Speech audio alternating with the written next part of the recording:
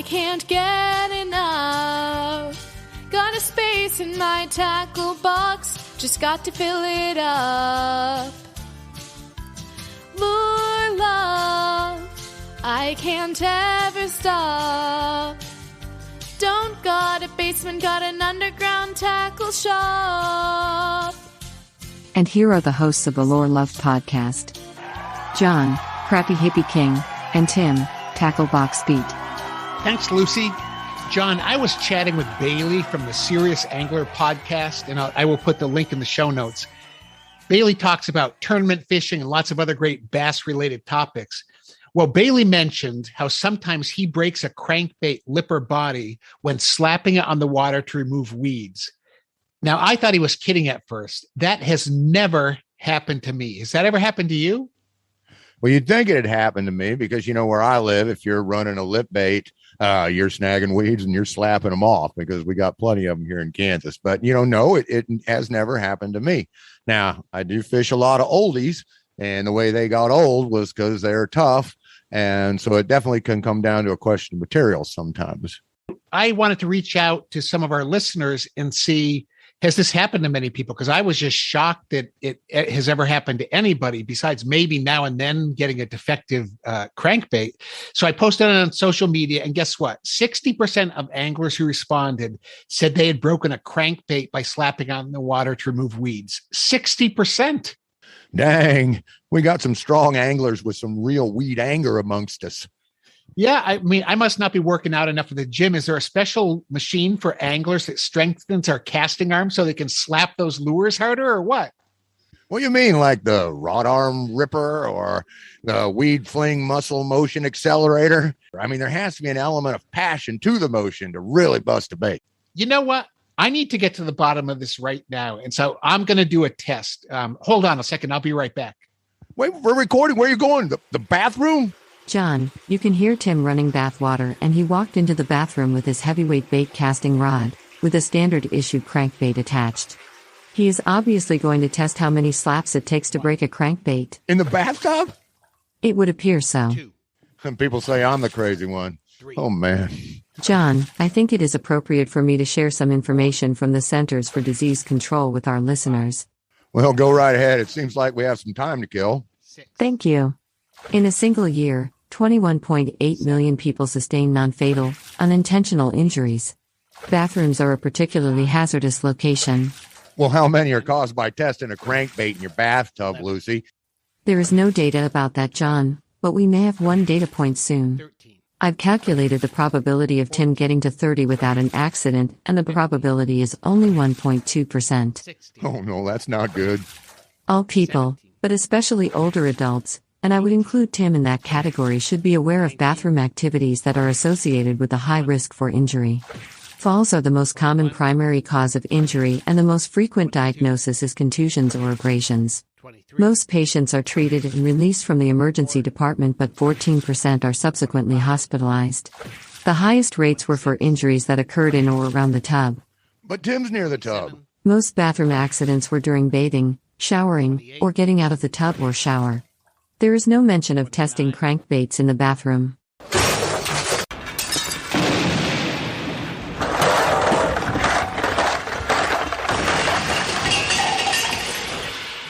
What the heck was that, Tim? What happened? What's going on in there, man? Are you all right?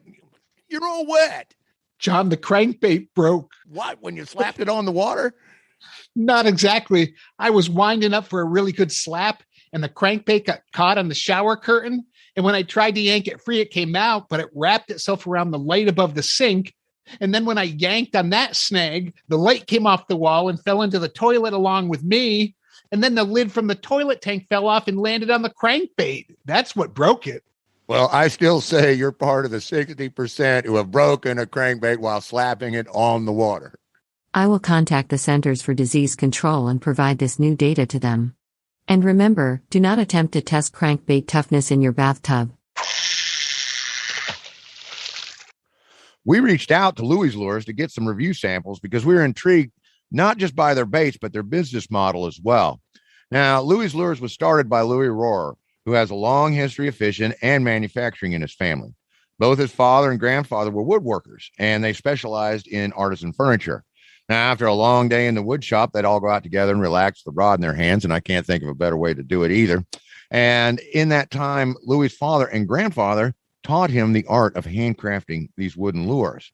So word of Louie's prowess with a fishing pole and word of Louie's prowess with a whittling knife soon got around to everybody. And as word of his lures and fishing expertise grew, anglers started asking to buy the lures from him, of course, and Louie's Lures was born. Now, John, lure making is a really diversified industry. There are hundreds, if not thousands, of small companies manufacturing fishing lures. And even the larger brands typically fall under the umbrella of a large corporate company that provides the marketing and the distribution and the scale necessary to get a new lure in front of millions of anglers. Yeah, it's true. And this is what's great about Louie's Lures, because they're working with smaller lure designers and smaller manufacturers to provide handcrafted lures and baits that are sourced directly from the talented craftspeople who make them. So this allows for constant innovation and high quality and specialization, while also allowing their partners to reach a much larger market. So it allows us as customers to buy a wider selection of the baits at the same time. Louie's Lures partners include On the Spot Baits, Bass Reaper Bait Company, Bay State Baits, FOM Lures, Real Threat Custom Lures, Born to Tie Jigs, and Rinker Spinner Baits, among others. And so, of course, they've got spinner baits, they got soft baits, they got hard baits, they got jigs, they got all kinds of tackle over there. Get over there to louieslures.com and check it out. It's really a cool site. We reviewed some of the core shot soft baits and jigs from On the Spot Baits. A core shot plastic is kind of a plastic lure within a plastic lure. The manufacturing process is very, very cool, and you can find YouTube videos showing exactly how it's done. But what they do is they use a traditional metal mold, but they add a slender removable rod that goes through the middle of the bait. And so when the first plastic is injected into the mold, it goes around the metal rod. Then the plastics are removed and the metal rods are pulled out, leaving an empty space the entire length of the bait. The baits are placed back into the mold and a second color is injected, which fills the gap where the rod was. And as I said, there's some great YouTube videos showing the process, which gives a very unique look when the outer color is translucent, so the inner color shows through. Oh, who doesn't love core shots? It's a great way to make baits. And I don't know who came up with it. It's better than the stuffed crust pizza. Way better, way better, way better. And I tell you, fat guys, they make some molds to do some core shots. And Charlie Brewer, one of the tails we use on Crappie Doodler is a core shot, a clear chartreuse with red in it. Anyway, it's an exciting process. So we had the maker send us some more information on the baits. And let me tell you a little bit more about him, Tim. This guy is as ate up with making plastic baits as I am when it comes to making wire baits. So Sean Kazmierski, he is the designer and owner of On the Spot Baits. He gave us insight into his design process, some real insight. So hang on here, guys. Okay, so Sean's first step when trying to mimic a live bait with an artificial is to look at photos of the fish he's caught, as well as other online photos. And then he creates a composite of the most unique features that he wants to include in that bait and forms a mental image of the design, keeping in mind the materials and techniques which he has at his disposal. So this is a standard creative process. I don't care if you're making a bait or painting a picture or cooking dinner. You put the pieces in your mind and then you put them together, you synthesize. So Sean said this about the rainbow trout stickworm he sent to us. With the rainbow trout, I started with the color core I wanted. It pretty much goes the same way with each color match I create. I have the color I want in my head, and I just keep adding colorant until I get the desired color. With this pink, there are 3 different colorants I use to get my color. I wanted it to stand out, so I had to make a brighter bubblegum pink, something the fish couldn't miss. When it came to the outer core, Sean experimented through trial and error. I started with a clear plastic and just added an emerald highlight, which is a powder that won't change the color like a liquid pearl, but would still give it a pearlescent effect. But that didn't give me the color contrast I wanted. Rainbow trout have more of an organic green tint, so I added a green to the mix and nailed it. All right, way to go, Sean. Even the glitter type and the amounts are carefully thought through. Last, I look at the photos to come up with the glitter color and the sizes I want to use. This bait has 3 different sizes of black glitter. And when you look at a rainbow trout, you'll see the small specks of black along with the larger spots, and I tried to mimic that. I just kept adding until it looked right to me. And Sean, you did a great job. The 3 different size glitters give it super, super, super depth. It's fantastic. Fantastic. Great idea. Well executed, brother. All right. Now, Sean uses a test tank to see how the new baits look and act in the water. And he goes, I shot them out as turds first, which turds is Ned Katie's real name for a TRD tail. It's the little 3-inch sticks. But if that offends you, I'm sorry. I'll say TRD from now on. All right. Anyway, he shot out the little 2.5, 3-inch TRDs. And because I thought it would look awesome bouncing along the bottom. So I rigged one up and I tossed it in the tank, and it looked like a rainbow trout foraging along the bottom. I knew I'd nailed the color at that point. Louie's Lures sent us some skirted 1/8-ounce football jigs to add to the little TRD tail. I've been using just the TRD tail. I have been having some trouble with some sleepy-headed bass that are kind of going into that fall thing where there's forage all around and they only want to feed at certain times, and I'm having a little trouble figuring them out.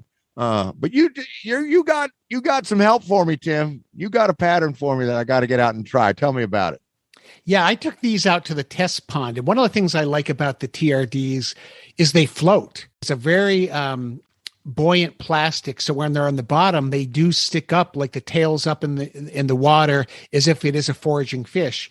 And so I took these down to the test pond. Now, my test pond had been so quiet for a couple of weeks. The bass seemed like they had lockjaw. They hadn't been hitting anything. And I've been trying finesse baits, crank, topwater. And typically the fish do slow down this time of year, end of summer, beginning of fall. And this year was no exception. So I tried fishing the rainbow trout Ned TRD by itself first. And I got a hit or two, and I caught a massive bluegill. It was like the Loch Ness bluegill. It probably was close to a pound. The Loch Ness bluegill. But the fishing was still pretty slow for me. But then I switched to the football jig with a rainbow trout Ned. And it was like I had flipped a light switch in the pond. The bass began smashing this jig as I slowly swam it along. And the color combination with the size profile were perfect. Often bass are looking for a larger meal at this time of year as they try to gear up for winter. And to me, the jig looked just like a bite-sized bluegill, even though it's designed with some pink in it like a rainbow trout. To me, it looks like a bluegill, and it obviously did to the bass. One of the things I love about the rainbow trout design is this transparent outer layer with the core shot, because it not only looks like a rainbow trout, it looks like a lot of smaller bait fish that have that translucent look to them, not like a shad or something that has the armor plate kind of scales. But we have a lot of darters in Ohio. When I fish for smallmouth, I see thousands of darters. That's what the smallmouth are eating. And they're small, colorful bait fish too. Some have a pinkish tone, bluish, greenish. And my first thought when opening the package of rainbow trout stickworms was, these imitate a darter very well. So I was pretty pumped up about it. So thanks to Louie's Lures for providing the samples and for Sean for sharing his design insights. Really an incredible bait. It's a cut type that I have not seen on the shelves anywhere. And I am definitely a fan. Me too. I'm a fan of looking at them, and I've only got to fish it, like I said, once or twice. So I am going to be a bigger fan because I've got to get out of here. And thank you, Louie, for sending me an excuse to get out of this office and down to the fishing hole because I need one. We will also add the Louie's Lures website in the show notes so you can get over there and buy some of these bad boys. Warning, warning, lure news alert, lure news alert. Tim, you and I have been fishing ZMan Elastech all year long as part of our Elastech challenge. And you got a couple of pieces of news from ZMan for us. Yeah, I sure do, John. The first is that when it comes to crappies, Major League Fishing competitor David Walker is a wizard with a small jig and soft bait. And he loves that panfish can't peck the tails off Elastech baits because they stretch so much, which is something I like about it too. He also likes the Elastech's flexible action, even when you're using a very small bait. You know, a lot of those PVC-based baits, they lose some action when they get really tiny. And David likes to use the Slim Swim Z, which is a little 2.5-inch paddle tail swim bait. And he puts it on an 1/8-ounce panfish jig, which is right up your alley. But here's the cool part. He carries a small pair of super sharp scissors with him. And he does a little elastic surgery. So he cuts a 1/4 inch off the slim swimsy head for a slightly shorter profile, or just enough so that the bait maintains its original size after rigging it on a jig head. At other times, he'll snip off the boot tail, that little tail at the end of the swim bait, to create a sword tail effect. John, you and I began doing some similar things the moment we started testing elastic. You bet we did. This spring, I cut up a couple of trick shot Z's to make some panfish baits. I had to brush the tears from my eyes as I put scissors to my green pumpkin trick shot, but it was worth it. I found things that worked and some that didn't. Now, the little rubber leg spiders I made were a real hit. And like you said, Elastic keeps a better action in a small size. So, for example, the beaver tail on a trick shot will stay active even when you make it down into a small jig size. And when will they come out with the panfish tails and then get 2 Midwestern crappie maniacs with a podcast that alliterates on L to test them out? That's my other question. Well, ZMan tells me that they're working on that. I do the same thing that David did. I have my fly tying scissors, and they're great. You can just kind of cut up those baits into smaller sizes. And elastic already lasts so long, but when you take one, a stick worm or something and turn it into 8 or 10 of them, it feels like that could last you 1,000 crappie. Absolutely. I mean, it stays tough, and now you're, getting 2, 3, 4, 5 lures for the price of one. Now, one of the things that David does that I have not done is he uses oil-based attractants with elastic baits. That's definitely something I want to try. Now, do you use scent very often, John? I mean, besides the Axe body spray you spray on every morning? Axe body spray, please. I use eau de crappie in a fancy little atomizer. Look, I want to attract people who like the idea of a guy that's just been fishing and smells that way. It's cheaper just to take the whole crappie and just, a little on the neck and a little under each arm, and you're set for the day. Yeah, or just put a whole small crappie under each arm, but they've kind of, that went viral. It's outlawed in a lot of states now. The other piece of news from Z-Man is that they have a new 6-inch long shots bait that looks incredible. It's a very thin worm with a pointed tail on it. And the thing is so flexible. When you hold it by the head, it bends 180 degrees downward. So I just can't wait to fish with this thing. It's longer than most of their other baits. And I think you could probably stretch the thing across the room like a rubber band. Oh, I bet you could. I can't wait to fish with it either. It sounds like a wacky rigging dream.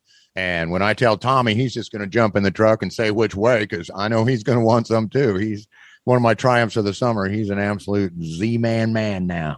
And the colors are great too, like their other baits. I have packages in Twilight, which I think they should have called Northern Lights. It has kind of this glow to it. And then Green Pumpkin and their Goby Bryant, Bubble Gut, and Hot Snakes, which is a wonderful name for a color.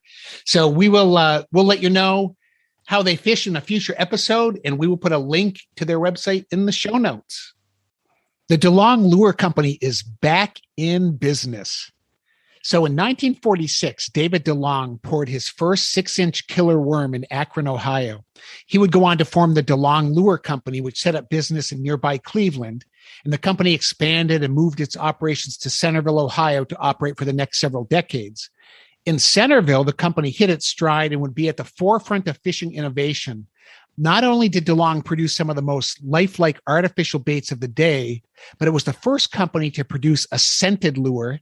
And the company also held several patents for innovative weedless hooks that are still used today. Now, John, I lived in Centerville, Ohio for many years, and I did not even know this history. Oh, Tim, what are you saying? What you had a lure treasure in your midst, and oh, well, all is forgiven because, I don't know.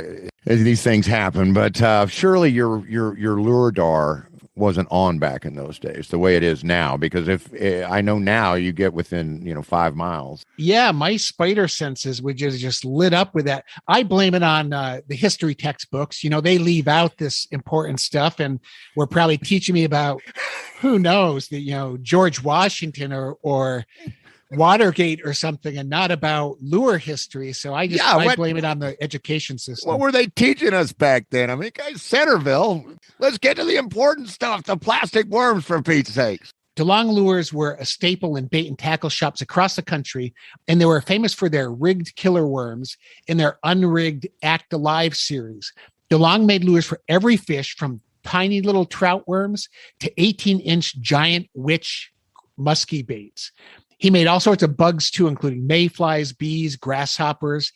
They also made eels, crayfish, shrimp, minnows, and tadpoles. So they had a really well-rounded line of baits there. In the early 1980s, DeLong Lures was sold to a tire manufacturer in Warren, Michigan, just outside Detroit. And John, I love this, how you have a manufacturing company and the owner likes to fish, and they're like, well, we should be making some baits too. So this tire company now is making baits. And I wonder, do you think if you took a big tire and you put a huge treble hook on it, you could catch a shark? Absolutely. I mean, I'm up to that challenge, but you're going to have, I don't know if I can do it with a bare tire. You're going to give me some chartreuse paint, some silver paint, maybe, and then, I'm going to have to, get a little color in there. And then I'm going to take and, I'm going to take a punch and I'm going to put some flutter material on the back. So it has a nice fluttery tail. Right. And then of course, I got to put some dive planes. I got to put some planes on it, so it goes back and forth, back and forth, back and forth. The water will kind of shooby-doo as it goes along. And then I'm going to take that car where I got that tire and I'm going to take the headlights and I'm going to mount them on there. So it has these two killer eyes, like some sort of giant squid critter thing. And yes, it will be the number one bait for the big sharks, and I'm going to stuff the tire with my own patented sardine roast beef mix. So it'll be like a stuffed tire. Yeah. So it'll have it all, baby. Have it all. It'll trail the scent and it'll have the action. So yeah, Tim, bring it on. Let's go.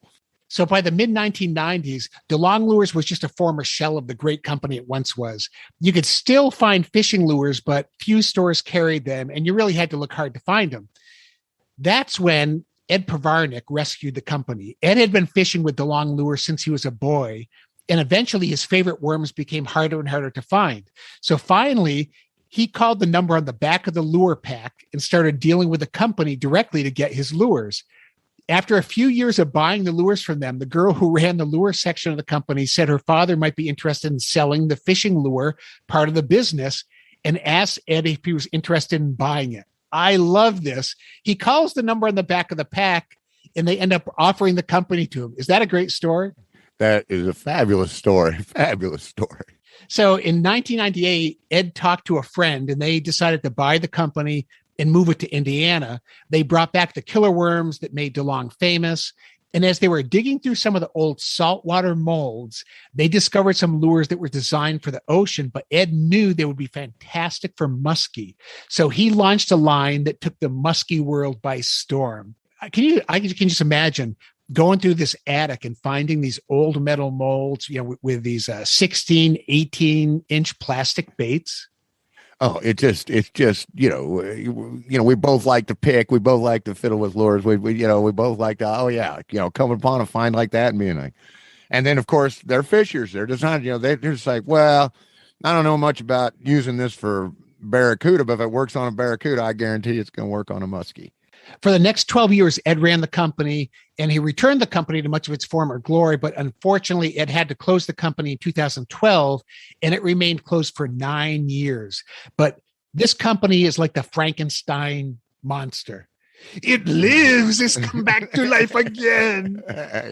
So in 2021, the company was rescued by 3 guys who got their start in the outdoor industry as bloggers, writing articles for thehuntingnews.com. Brothers Aaron and Brandon Fertrell and their cousin Steven Ziegler, they bought the company. Here's their story, another great one. Brandon introduced the other two to DeLong in 2004 when he picked up DeLong's twin-tail weedless tadpole. He was in high school at the time. He shared his favorite new lure with his buddies, who became hooked on it as well. And DeLong became their go-to bass lure until 2016, when the local bait and tackle shop finally ran out of what they had on hand.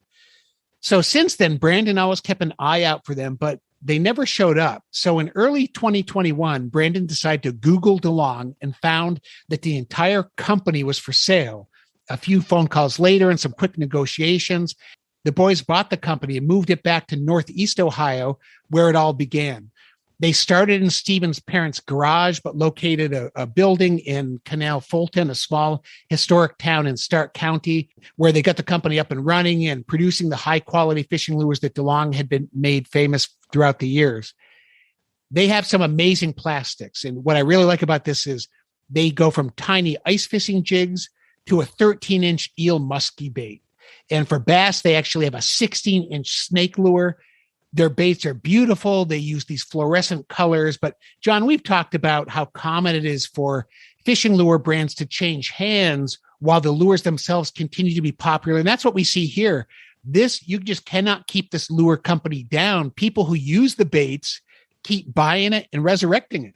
And I love the fact that people are excited enough, or it's motivated them to just flip over the bait card and call, or to get on Google and find out what the deal is now that my dealers run out. And it's crazy. It's crazy how durable these brands are. So these brands get sold for various reasons, and it's usually not because the lure has lost oomph or popularity. It's because their distributions broke down, or because some area of life has caused them to not be able to pay attention to their sales and their lure business as much as possible, or they age out of it and the kids, or whoever would take over are not in the family. So it has to be sold to somebody who's going to carry it on. And I just love that in both instances, they fished the baits first. That's how they came to know the product. And then they bought the company. This is just great. So we are going to put a link to Delong Lures in the show notes. And we've also reached out to them to see if we can get some of these baits to review for a future episode, because they look killer. The killer worm and all the rest of these are some nice baits.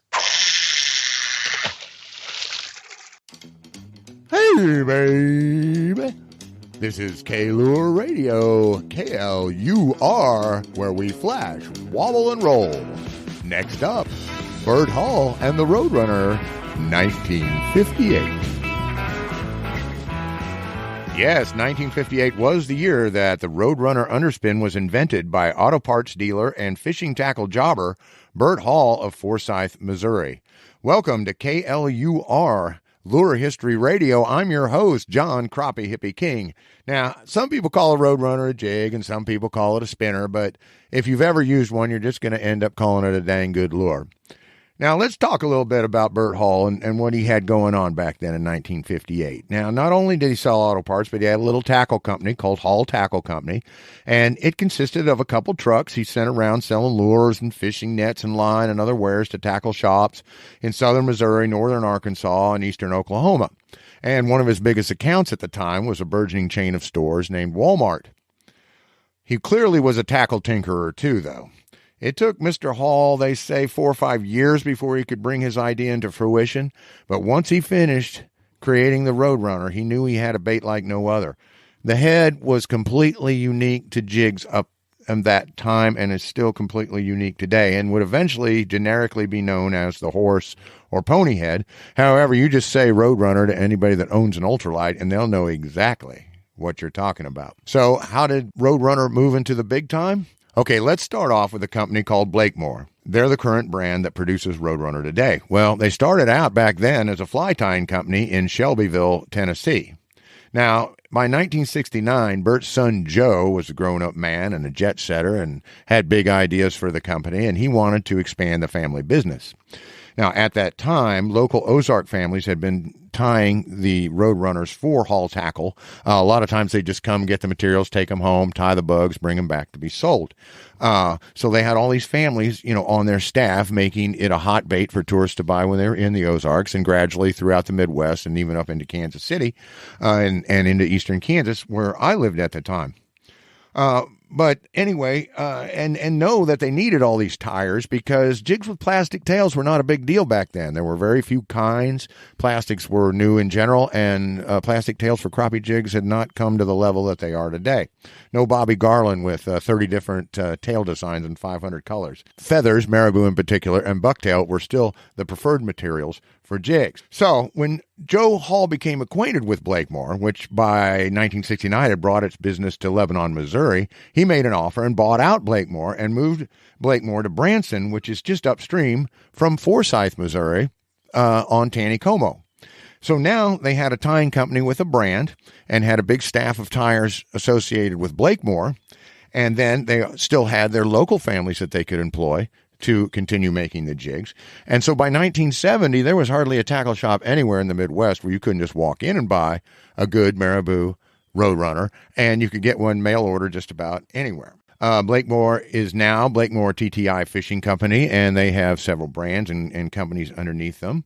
A little curious aside there, Burt Hall wrote a book called These Ozark Hills about his fishing life and one of the most fishing places in the United States. And you can get that on Amazon and I think eBay. And of course, I'm going to be searching out Interlibrary Loan for that one because it sounds like a good read for over the winter time. Most of the information for this article came from an article I read online by Dave Rittershouse. He is a member of the White River Valley Historic Society. You can go to their website, White River Valley Historic Society, and this was written May 2nd, 2010. Thank you, David, for the crucial information. And final note, my own humble opinion, I want to tell you just a little bit about Taneycomo. Taneycomo is one of those things like a river lake. It comes out of the White River comes out of Table Rock, nice and cold, and gets released, and then goes on down to Bull Shoals, where there is also a dam. So this water level and the flow and everything else is controlled between these two lakes. So sometimes there's no current, sometimes there's a lot of current, and sometimes there's just the right amount of current. And the trout fishing in Taneycomo can be fantastic. It's a major destination for fishers, and Forsyth is right on Taneycomo, as is Branson. So I can't help but think that Burt was out there from time to time testing that lure in Taneycomo where he could get no current, slight current, heavy current, and fishing in all that current helped him get the balance and the flutter and the flash and everything just right on that bait. Because I'll tell you, we're going to talk about all the fish you can catch here in a minute. But one of the ones I want to mention now is trout. It is one of the best trout lures you can buy. I have gone on and on and on here. Now let's get Tim Tacklebox Beat in on this stuff. You've been sitting there like a good boy, an excellent student this whole time. Now, I'm not even going to ask you if you use a Roadrunner, Tim, because I know you use a Roadrunner. I just want to know what some of your favorites are.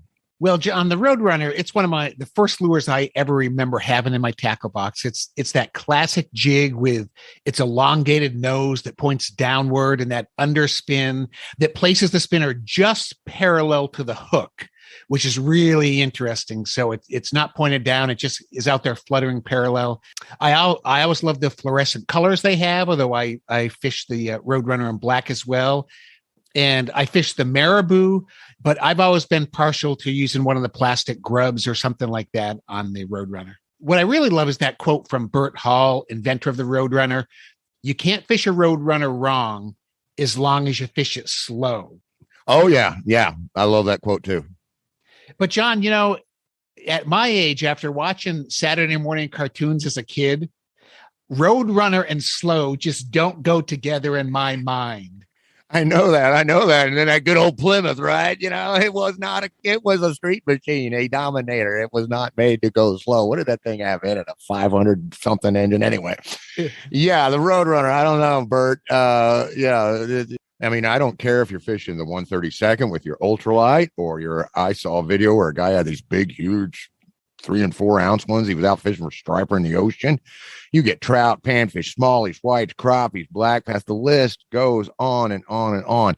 And I'll tell you, it makes my top 3 baits for beginners because I love to hand a beginner a jig. And you put a little spinner flippity on there. And they almost always catch something on a Roadrunner. And of course, that's why it's in my top 10 classic must-have baits, because it is surefire and easy as heck to fish. It is easy to use. It's like a fishing lure and a dessert topping and a floor wax all combined. It's hard to fish it wrong. You cast it out and you can fish it slow. You can reel it straight back in. So for people who are just beginning fishing, it is certainly a great lure to start with. The category of underspins, that is something that is near and dear to your heart. So why is that? Why are you such an underspin fanatic? Well, because, I've been building a lot of lures, all throughout my life. But the very first lure that I built and thought up and took all the way to production and is now out on the marketplace was Angle King. And that is an underspin with 2 blades. I was in a quest to figure a way to mount a blade on the very front of a jig. And one thing led to another. And I'd always been a huge fan of the Roadrunner and thought, wow, if we have all these double overspins, why shouldn't we have a double underspin? And I made mine to do some things, to click and to do some cool stuff. But yeah, without Burt Hall out there and without that underspin becoming one of my favorite baits as a kid, I wouldn't have been so red hot about them and been looking to go this way as I grew up and got into what I'm doing now. And with the Roadrunner, they've really thought this out for specific types of fishing. And one of the best features of it is that vertical drop. And like you said, with the underspin, with that blade underneath, I find that sometimes you do a little better on your hookups. The spin is not going to get in the way of the hook at all, the way it might on some of the overspins. But that vertical drop is really exceptional. Absolutely. And a lot of companies like Fish Head and so on are coming out with different ways to mount the blade to make it a little more free, so it really gets a lot of action on the drop. I mean, like I said in the main body of the report, these Ozark Lakes, Table Rock in particular, were real bluffs, lots of bluffs. I want to say bluffy. Is that an adjective? Anyway, there are a lot of bluffs, a lot of timber, a lot of vertical cover of all kinds. In fact, I think Table Rock finished filling in 1958, right when the Roadrunner came out. And they found that, you want to fish for those spotted bass, especially, but nice largemouths too, and so on along these vertical rock faces. And the ability of a Roadrunner to just drop down, straight down that rock face without spinning, just having the spinner spin, but having the rest of the lure just come on down, was an amazing tactic to catch fish that were using those sorts of habitats. So it became super popular for bass. And of course, in the timber with the bass, but also the crappies. You let that jig just fall, and it falls nice and slow, and the crappie come up and hit it, and you can just find where they're suspended along those trees. Oh yeah, vertical bait, swimming bait, and it's a great lure and current too. Those Ozark Lakes are legendary, especially in the era when Burt Hall thought up the Roadrunner, and we may need to do a story on all the basin techniques that came out of those hills. That is absolutely brilliant. A report with lots of research. In person. Frontline journalism. We will stay in the Ozarks all next summer if we have to. Fishing for the cause of knowledge. Getting to the truth. By living the truth. Right on, man. Right on, man. All right. That's it for another episode of the Lure Love Podcast. Make sure to visit our website at lurelovepodcast.com for more news, reviews, and chances to win great merchandise. Lure Love, you've been on my mind. Never enough lures to tie to the end of my life.